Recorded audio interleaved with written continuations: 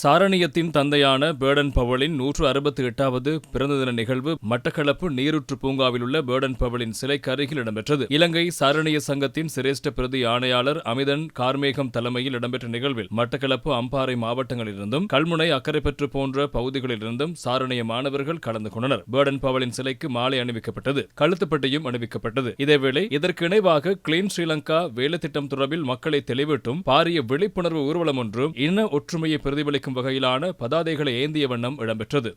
உலக சாரணர் இயக்கத்தின் ஸ்தாபகர் பேர்டன் பவலின் பிறந்த தினத்தை முன்னிட்டு திருகோணமலை மாவட்டத்தில் கிளீன் ஸ்ரீலங்கா வேலைத்திட்டம் ஒன்று முன்னெடுக்கப்பட்டது. திருகோணமலை மாவட்ட சாரணர் சங்கம் இலங்கை புகையிரத திணைக்களத்துடன் இணைந்து திருகோணமலை, சீனக்குடா மற்றும் தம்பலகம் ஆகிய புகையிரத நிலையங்களில் சிரமதான பணி முன்னெடுக்கப்பட்டது.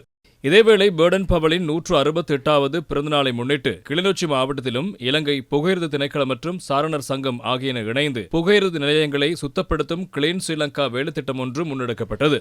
கல்முனை போலீஸ் நிலையத்தின் 2024ஆம் ஆண்டுக்கான வருடாந்த அணிவகுப்பு மரியாதை மற்றும் பரிசோதனை நிகழ்வு இன்று கல்முனை விளையாட்டு மைதானத்தில் இடம்பெற்றது. அம்பாறை மாவட்ட சிரேஷ்ட போலீஸ் அத்தியட்சகர் HGDS அமர்சிங்க பிரதம அதிதியாக இதில் கலந்து கொண்டார்.